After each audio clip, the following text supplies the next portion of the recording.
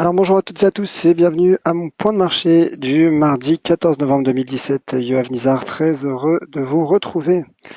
Alors nous allons parler du Forex, mais avant tout je vous laisse prendre connaissance de l'avertissement lié au risque de trading. Et dans une seconde partie, nous parlerons des indices boursiers, les indices américains notamment. On parlera du DAX et du CAC également qui sont sur des niveaux, des niveaux importants. Oui, alors, le trading avec effet de levier amplifie toujours les gains et les pertes. Un compte risque limité présente un risque de perte du capital investi. L'investissement sur compte titre présente un risque de perte en capital. IG fournit exclusivement un service d'exécution d'ordre et cette présentation est donnée à titre indicatif et ne saurait être considérée comme un conseil ou une recommandation. Alors, vous êtes nombreux sur le chat. Bonjour à vous tous. Bonjour Moa, Bruno, Huguette, Gilles, Eric, Pierre-Yves, Frédéric et tous les autres. Donc, n'hésitez pas justement à vous servir du chat pour laisser vos commentaires et poser vos questions. Je vois justement qu'il y a déjà une question de Bruno sur l'USD4. Je vais y revenir dans quelques minutes. Je voulais simplement débuter ce webinaire par un graphique que je viens de tweeter il y a quelques minutes. Donc, c'est le graphique du DXY. Un graphique du DXY intéressant pour montrer simplement mettre en évidence ce seuil d'inversion de polarité à 94,15 points, bon, qui jouait un rôle de résistance, hein, clairement, euh, je dirais tout au long de cette seconde moitié de 2017. Mais le marché, on s'en souvient, a franchi fin octobre cette résistance. C'était voilà, la veille de l'intervention de la BCE. Le DXY, donc le cours du dollar américain, a franchi cette résistance. Il consolide à l'intérieur d'un mouvement latéral et il vient de retrouver donc cette ancienne résistance majeure pour le coup qui pourrait désormais jouer un rôle de support. En tout cas, c'est la raison pour laquelle je voulais vous montrer ce graphique, tout simplement car sur un support qui est pour l'heure invalidé, le DXY pourrait rebondir. Et cela pourrait bien sûr avoir un impact sur le marché du Forex, et donc en l'occurrence sur les paires cotées en dollars. Alors justement, maintenant que nous avons ce graphique en tête, je vais passer au taux de change euro-dollar. Le taux de change euro-dollar, donc, qui est bullish, hein, clairement, qui est bullish, et ma stratégie baissière est en train d'être invalidée. Clairement, le marché est en train de franchir cette double résistance, cette résistance à 1,1662 et celle à 1,1727. Alors, je suis curieux de savoir comment clôturera cette bougie journalière. Et je vous avoue être un peu étonné, hein, de cette réaction du marché. Alors clairement, on va le voir dans les autres paires majeures. Clairement, comme le rappelait il y a un instant mon collègue Valentin, le dollar est vendu aujourd'hui. Le dollar donc est vendu par rapport à quasiment l'ensemble des autres paires, hein, des autres devises pardon sur le forex, ce qui profite clairement au taux de change donc euro-dollar. Donc en l'occurrence, une clôture journalière au-dessus de 1,1727 serait selon moi un signal haussier. En effet, en tout cas, il invaliderait donc ma stratégie baissière. J'ai envie de dire, techniquement, comme je l'expliquais depuis de nombreuses séances, voire même de nombreuses semaines, techniquement, je vous avoue que la configuration me semblait parfaite pour une stratégie baissière, car en effet, nous avions ce seuil à 1,1662 qui a soutenu pendant 3 mois, 4 mois depuis la fin juillet le marché et qui couvrait parfaitement depuis la cassure, hein, de la BCE, poste de BCE, je veux dire, par l'euro-dollar, ce seuil qui couvrait donc le marché à l'intérieur d'un mouvement latéral. Donc voilà, je m'attendais au moins à un retour sur les 1,1570, qui est la partie basse de ce mouvement latéral, mais le marché en décide autrement. Alors certes, la bougie n'est pas encore clôturée, la session américaine n'a pas encore débuté, mais voilà, au vu du momentum intraday, j'imagine mal un retournement, mais qui reste toutefois possible, qui reste techniquement possible, mais j'imagine mal un retournement à la baisse. Voilà, regardez en 4 heures, l'euro-dollar donc qui bourre à la hausse, qui franchit résistance après résistance, et du coup, je me pose même la question sur cette tête-épaule en données hebdomadaires qui simplement et qui pour le moment ne produit pas ses effets. Bien qu'encore une fois, en données hebdomadaires, il reste encore 3 séances et demie au marché pour pour décider de sa direction et de savoir donc s'il souhaite ou non franchir les 1,1662 ou repasser sous ce niveau. Voilà pour l'euro-dollar. On va avancer sur les autres paires. Sur les autres paires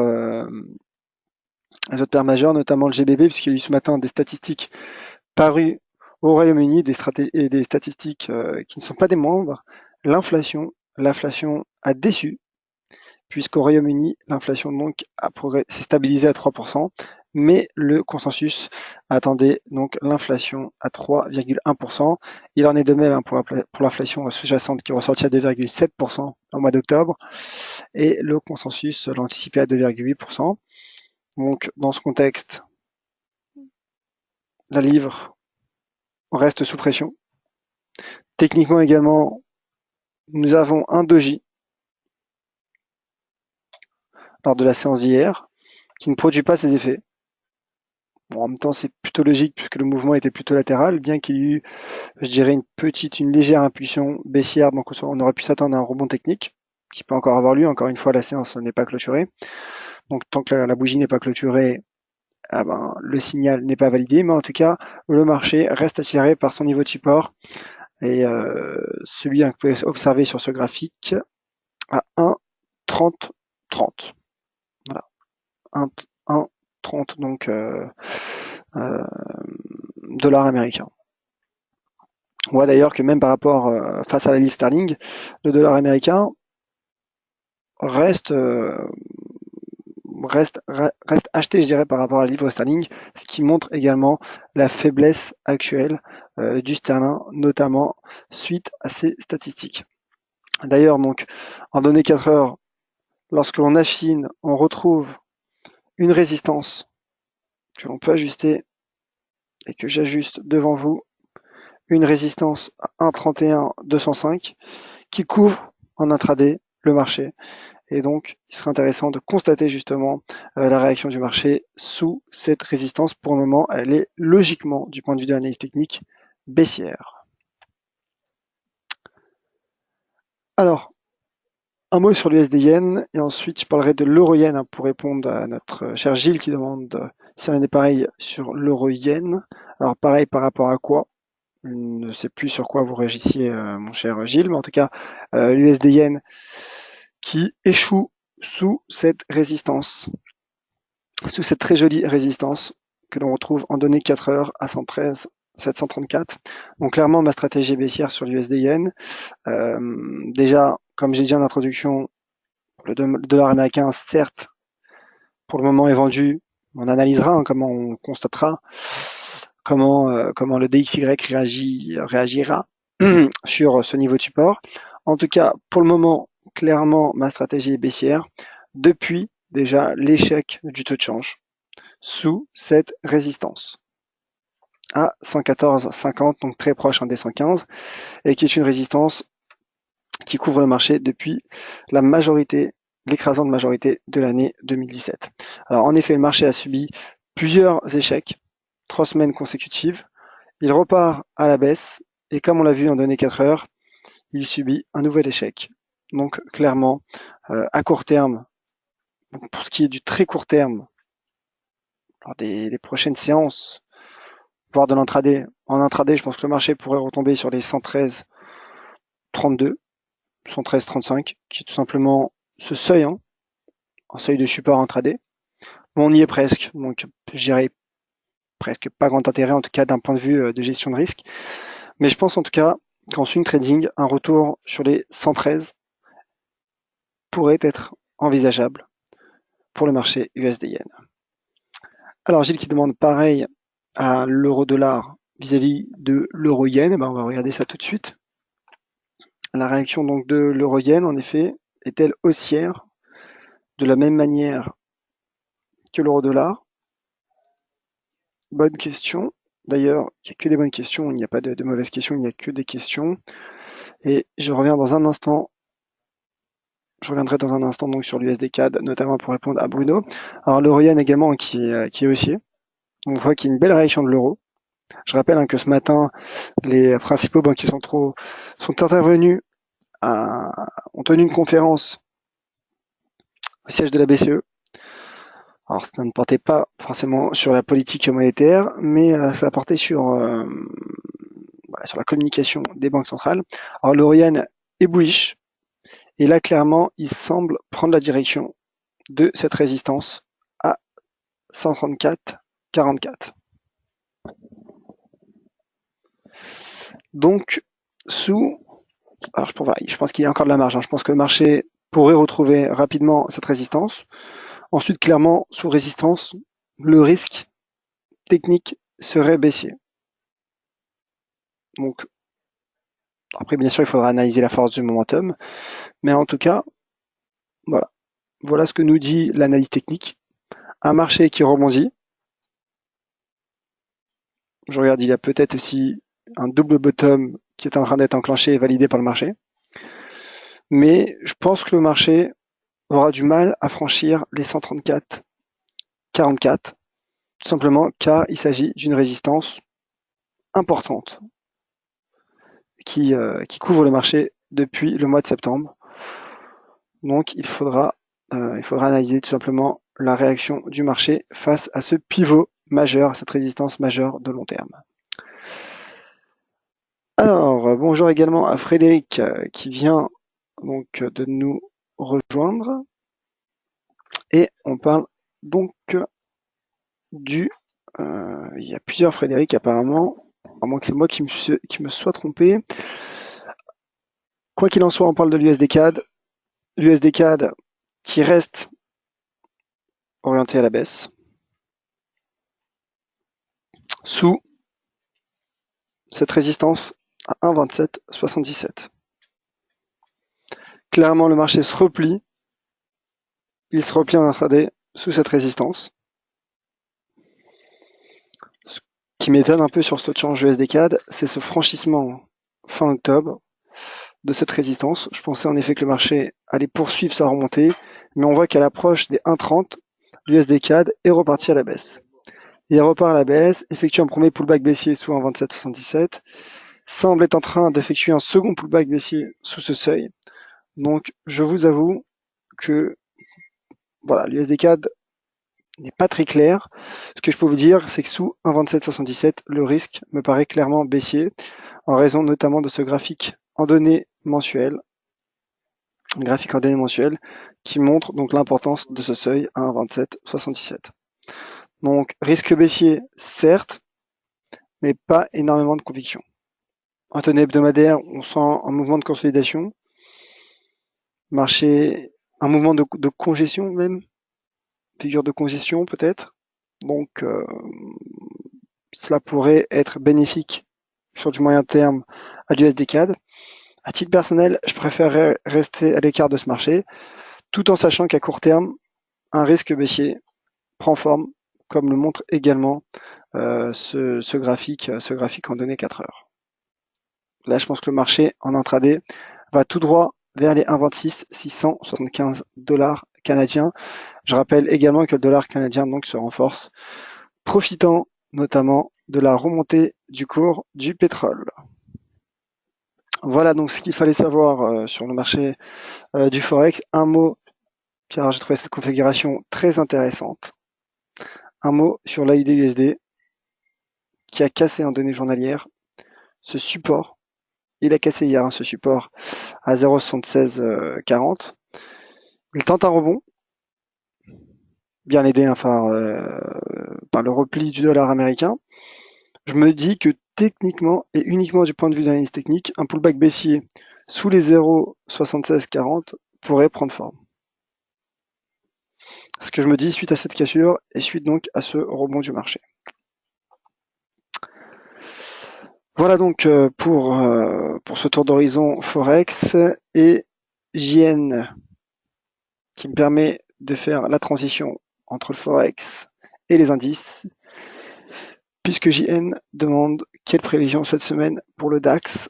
Eh ben, ça tombe bien, je comptais en parler du DAX. Vous avez peut-être vu ce graphique à l'intérieur d'un de mes articles que j'ai publié hier sur dailyfix.com/français ou encore sur Twitter ce matin. Alors, ce que je peux dire sur le DAX, c'est que la configuration paraît voilà, réellement intéressante, hein, je me répète. Il y a eu un repli, un échec sous 13 500 points. Puis, la clôture hebdomadaire a formé un avalement baissier, un bearish engulfing pattern. Donc là, on se dit que le risque, en effet, est plutôt baissier. Que fait le marché en début de semaine? Il se replie, mais comme le montre cette mèche basse en données hebdomadaires, le marché tente de tenir ce seuil, je dirais, assez symbolique à 13 000 points. Et ça, c'est un signal du marché, si bien sûr ce seuil serait amené à tenir. En tout cas, cela voudrait dire tout simplement que le marché dit non, nous sommes à la hausse. En tout cas, il y a cette zone, hein, de support entre les 13 000, donc qui fait réagir le marché depuis le début de semaine. On vient de le constater. Et il y a également donc cette ancienne résistance, cette résistance donc du mois de mai, juin, qui se situe à 2865 points et qui joue désormais un potentiel rôle de support. Et cette résistance n'est pas finie. C'est pour vous dire la configuration sur le DAX. Cette résistance correspond à un seuil de retracement de Fibonacci à 38,2%. Donc ce n'est pas une zone de support anodine. Donc 12 865, 13 000 points soutient pour le moment le marché. Et donc je dirais naturellement sur support, mon sentiment est plutôt haussier sur le DAX. Encore une fois, je peux me tromper, je n'ai pas de boule de cristal, mais au vu de la réaction du marché, au vu de ce graphique hebdomadaire, je me dis qu'il y a un potentiel sur le DAX. N'oublions pas toutefois qu'il y a eu cet avalement baissier. Donc, il y a des risques baissiers, certes, comme toujours, mais pour le moment, uniquement du point de vue chartiste, il y a une zone de support qui soutient l'indice allemand. J'affine volontairement afin de constater peut-être un autre signe. En données journalières, pas grand-chose à ajouter, en tout cas pour ma part.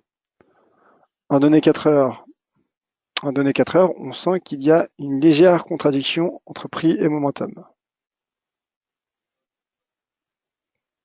On sent qu'il y a une légère contradiction, car en effet, hein, les divergences, les comparaisons entre prix et momentum, il faut les faire sur les cours de clôture.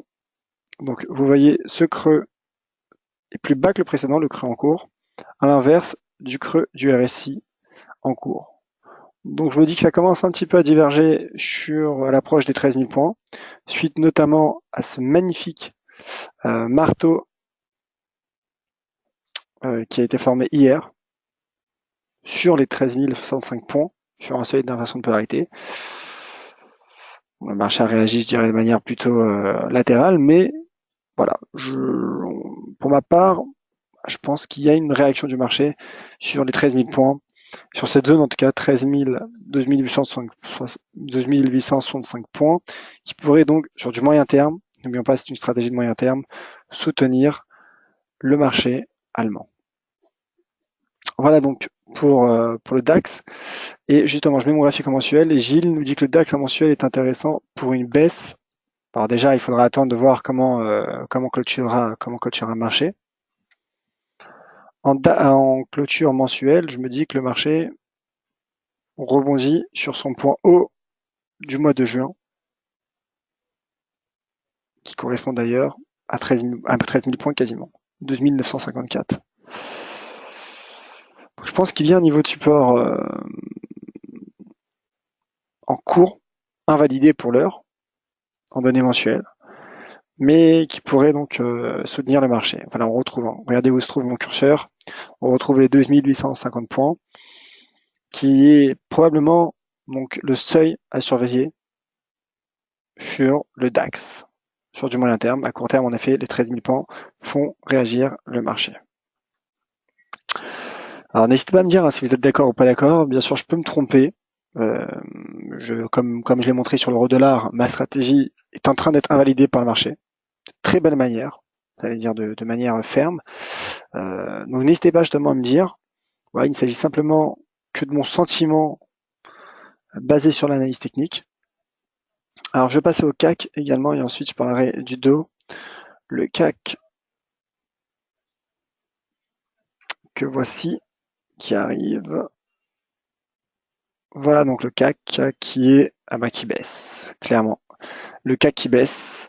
Ce matin, le CAC qui rebondissait sur les 5345 points. Je pensais qu'en effet, le marché allait repartir à la hausse sur ce support, donc à 5345.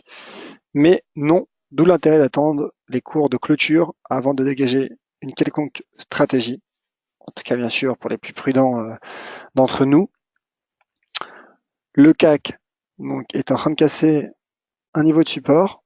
Je regarde s'il y a une contradiction entre prix et momentum. Pas réellement. En 4 heures, le marché reste également baissier. Écoutez, c'est vrai que le risque sur le CAC à court terme me paraît baissier, clairement. Baissier. Donc il faudra surveiller justement, puisque le CAC et le DAX sont corrélés. Il faudra attendre donc et surveiller la comparaison entre les deux actifs, les deux indices européens. Une baisse accrue du CAC dans les prochaines séances pourrait aboutir sur une cassure des 13 000 points sur le DAX. Mais encore une fois, un retournement n'est pas à écarter pour l'heure sur le CAC. Donc voilà. C'est vrai que je suis un peu perplexe pour être franc avec vous, parce que finalement, il y avait avec cette légère dissonance d'analyse entre le CAC et le DAX. Donc on verra. Le DAX réagit bien à son niveau de support, pas le CAC. Je dirais que c'est l'un des enjeux de la séance, voire de la semaine. En tout cas, le momentum baissier accentue sa baisse. Alors, voilà donc pour le CAC et le DAX. On parle du Dow Jones. Et ensuite, je passerai aux éventuelles questions en commentaire. Le Dow Jones, lui, qui se maintient à l'intérieur de son mouvement latéral, soutenu par cette zone de support à 23 288 et 23 436. C'est vrai que c'est une zone assez élargie, mais finalement, ce sont les seuils qui, à court terme, font réagir le marché. En intraday, il y a un risque baissier suite à ce repli sous les 23 436. Sur du moyen terme, pour l'heure, la tendance reste haussière. Attention toutefois à une éventuelle tête-épaule en données journalières qui pourrait prendre forme en cas de cassure des 23 288 points. En 4 heures, bon, pour le moment, il s'agit simplement, comme on le voit, d'un mouvement latéral. Un échec prend forme donc sous les 23 460 points sur le DAX, sur le Dow Jones, pardonnez-moi. Bon, je pense qu'à court terme, le marché pourrait aller tester ce niveau de support à 23 288. Et ensuite, ce sera au marché de décider, puisqu'il aura à faire face à un pivot. Donc soit valider une épaule tête-épaule, et dans ce cas, déclencher un risque baissier sur du moyen terme. Donc un risque de retournement après tous ces mois de hausse. Soit au contraire, le marché pourrait justement saisir l'opportunité d'un éventuel retour sur les 23 288 points pour tenter de dégager une stratégie haussière. En tout cas, pour le moment, en intraday, le risque me paraît baissier sous cette résistance à 23 450 points. Voilà donc pour ce tour d'horizon Forex et indice boursier. J'espère avoir été clair. Alors, n'hésitez pas donc à laisser vos dernières questions. C'est le moment. Alors, Gilles, lui, personne n'a de boule de cristal, mais l'analyse est intéressante. Écoutez, merci, mais c'est vrai que ce n'est pas mon analyse sur le DAX, c'est tout simplement l'analyse technique. Je vous avoue qu'en regardant le DAX la semaine passée, c'est vrai que j'ai mis les Fibonacci, parce que finalement, on avait peu de seuils où se baser du point de vue d'analyste chartiste. Donc je me suis dit que j'ai mis pourquoi pas constater les seuils de retracement. Et en effet, comme le montre ce graphique, le seuil 38,2% correspond à un seuil chartiste. Donc, d'où l'intérêt donc des prochaines séances sur l'indice allemand. Alors plus de questions apparemment donc sur le chat. Merci à toutes et à tous d'avoir été si nombreux. réagir et à participer. On se retrouvera donc jeudi à 14h30 pour la suite, pour assurer un suivi des stratégies énoncées aujourd'hui. Et d'ici là, bien sûr, je vous attends nombreux, très nombreux même, sur Twitter, @YoavNizar. Merci à toutes et à tous. Très bon après-midi. Soyez prudents sur les marchés. C'était Yoav pour DailyFX France. À jeudi 14h30.